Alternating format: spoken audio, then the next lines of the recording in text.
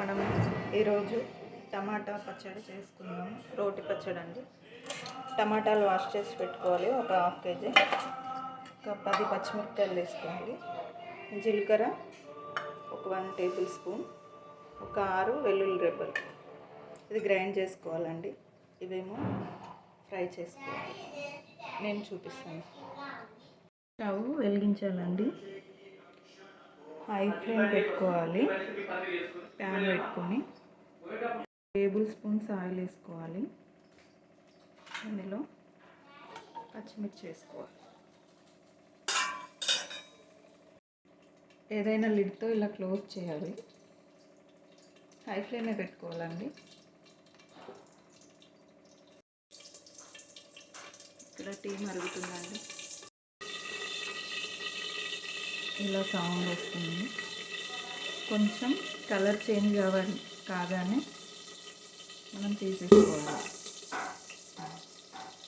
Lid అందుకే పెట్టుకోవాలండి.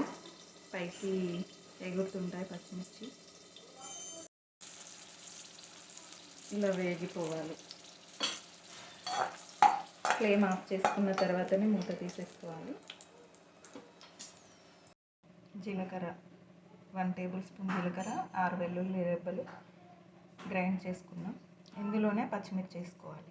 ఇందులో ఇప్పుడు టమాటా ముక్కలు వేసుకోవాలండి.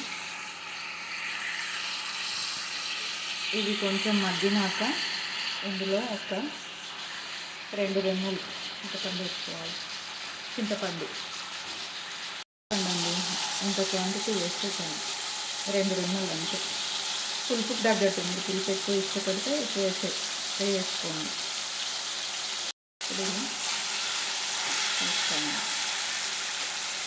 ఫ్లేమ్ మీడియంకి అడ్జస్ట్ చేసుకోండి.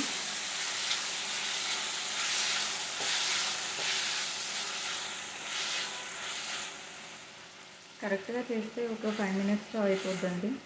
చట్నీ కొత్తిమీర ఉంటే వేసుకోండి. మా ఇంట్లో ఇప్పుడు లేదు, నేను వేయట్లేదు. ఈ టైంలోనే వేసుకోవాలి. కొత్తిమీర కొంచెం కట్ చేసి వాష్ చేసి. జీలకర్ర, వెల్లుల్లి, పచ్చిమిర్చి గ్రైండ్ చేసేసుకుందాం. ఇందులో కొంచెం సాల్ట్ వేసుకోవాలి. 1 టేబుల్ స్పూన్ సాల్ట్ వేసుకోండి.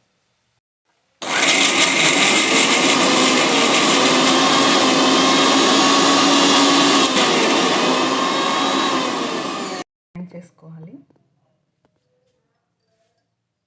ఎంతో కలుపుకోవాలి.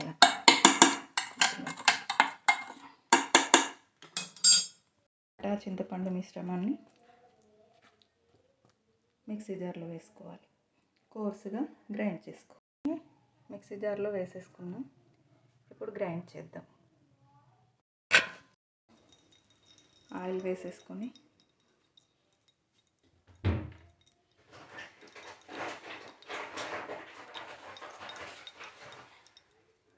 కొద్దిగా ఆవాలు, జీలకర్ర వేసుకోవాలి.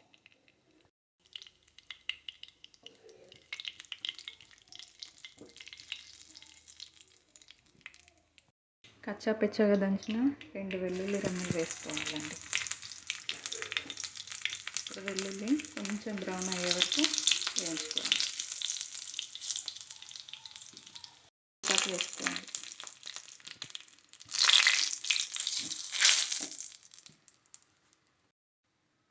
చిటికెడు పసుపు వేసుకోవాలి. పచ్చడిని మిక్సీ జార్ నుంచి ఇందులో వేసేసుకోవాలండి. ఎంతో టేస్టీగా ఉండే టమాటా పచ్చడి రెడీ.